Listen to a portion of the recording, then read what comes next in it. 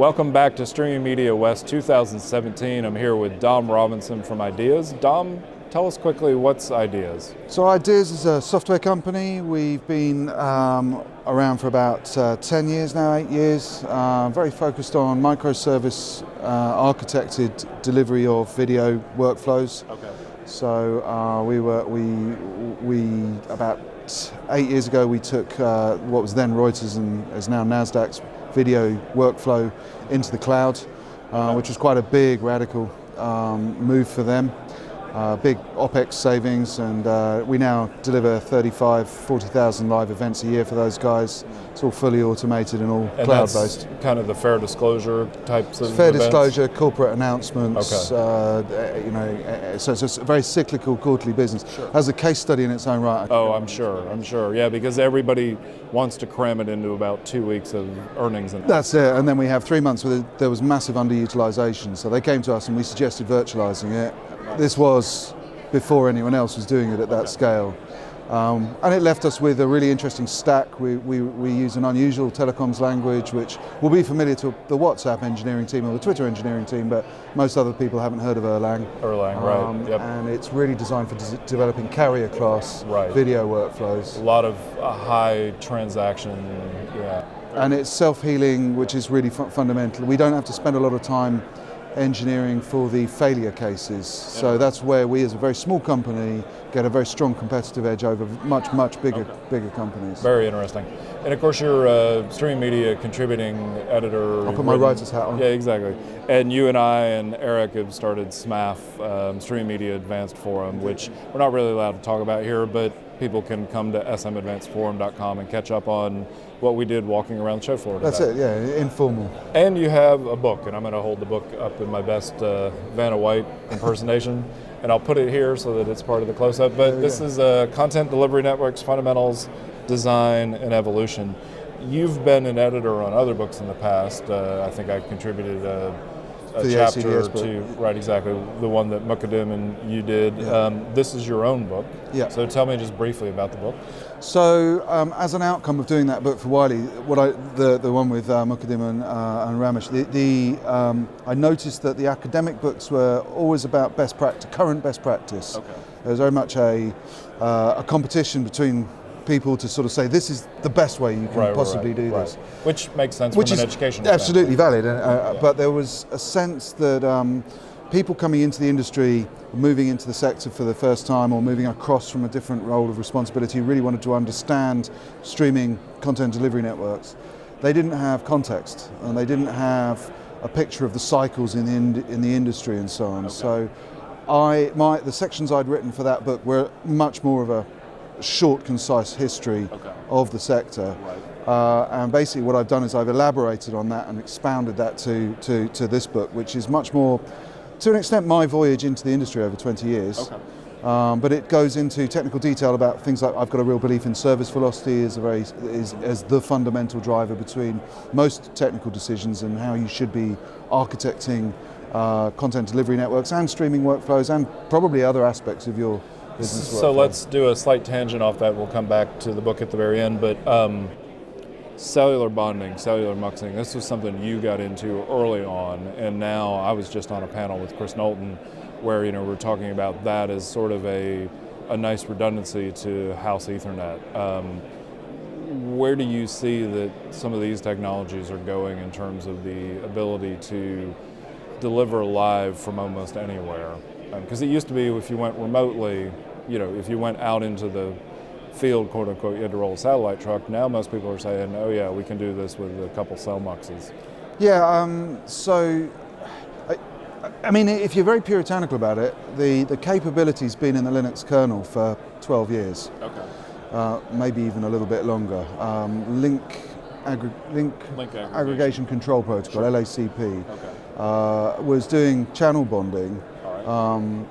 A good decade ago. And it makes sense because those of us like me who came out of video conferencing, we would do ISDN bonding exactly. of B channels and then have the back channel for control. And then when I started reviewing, so no one was really focused on that space 6 or 8 years ago. So when Eric was asking me to write a little bit more about it, I realized that it wasn't good enough just to talk about link aggregation or channel bonded link aggregation. So I started creating these tiers. Okay. So you've got link aggregation, which you can just do with a standalone modem. Sure. You can put it's a router. Right, You've got right. 5 different IP connections, and if you're doing little bursts of data like web data, an office can get a sense that they're all aggregated, because between all the office users there's always availability. Sure. But you can't treat it all as a single pipe if you're trying to stream over it. Right. What you need to do that is you need something that will multiplex and demultiplex the signal at both ends. So then you get a channel bonding link aggregator, which actually bonds the different channels together with a counterpart system, the remote end, which creates a bit of a buffer basically, and will take if you've got 3 1 megabit connections, it will turn it into as far as everything else is concerned, a 3 megabit pipe. And this is similar in some ways to the home load balancers you can get if you have a DSL and a cable And in modem. fact, some of those vendors are dominant vendors in the, so Vislink and Mushroom Networks, those guys were all about having multiple redundant paths between offices and actually being able to use them all as a single pipe to do high bandwidth file transfer, that sort of thing. Right, sure.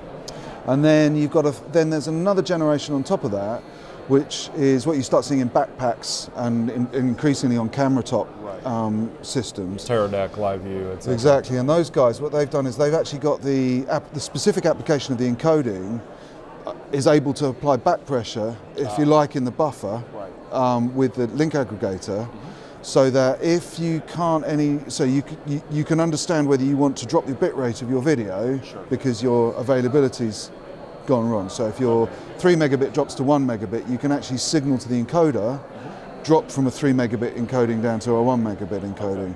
So I call those cell muxes, cellular multiplexes, but and that leads naturally into the very last topic I want to talk to you about, which is reliable UDP, because one of the things we were talking about in this panel was you got the cell bonding, you got the muxing, as you say, but ultimately if the network's not stable and if you can't aggregate together well from all these different service providers, the need to have forward error correction, to have reliable UDP, where do you see that going? So reliable UDP, I certainly was using it 18 years ago within Global Mix, within Multicast. That's right, because you had your own webcast production company. CDN really, it was CDN, but we were interested in scaling multicast in the public consumer networks. Crazy project, different story. It's in the book. Okay. But basically, always comes back to the book. It always comes back to the book. But basically, when you're pushing a packet out with a connectionless environment, which is UDP. But don't forget, TCP is UDP with back channel. TCP is like a specific use case of UDP. It's just a very, very good one and very established. The problem is it's designed to be a good net citizen. Right, but so not it shares the session over the network, and if two people doing separate things are trying to use the same link, it will be fair to both.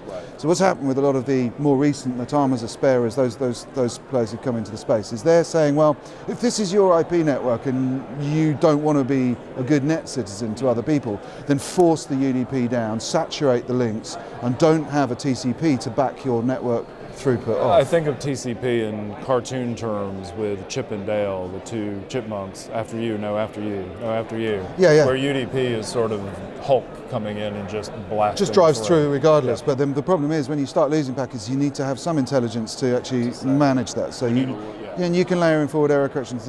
So where we've gone, interesting, I mean this might be relevant, where we went, we built our own link aggregation and contribution stack. I suppose something akin to what SRT's been about and so on, but also it's a little bit, our outcome is a little bit more like maybe Quick as an evolution of Speedy has been. We try to turn TCP into something that looks like UDP rather than try to turn all the TCP connections into UDP. So what we're really interested in is very, very, very small fragments of data over many paths. Doesn't that increase the chattiness though, or are you decreasing the But chattiness? it also allows the back-off processes to happen in lots of different managed ways, and you don't need to implement a reliability protocol over the top. It is a reliability protocol. And you don't need a standalone you don't need back firewall channel managed, you don't need, it's just works. So for particularly the NASDAQ guys, they use that extensively in the field encoders we developed for them. just because it's quick and easy and they don't have to think about firewalls. It also brings link aggregation and cellular bonding as a byproduct. So it does NAT, traversal, that kind of thing? It's TCP. Because it's TCP, you're right. Okay, fair point. All right, where can people get the book? Go to Amazon, check it on Amazon. That's the fastest way to get the copies delivered. You can go to the wiley.com site. Okay. And if you message me directly, I can give you a little, during November, I can give you a little 20% off. Nice, token Streaming Media 2017 discount. That's it, yeah. All right, awesome. Thank you, Dom, as always, and I like the hat. Yeah, it's for my writing road only. There, back to ideas.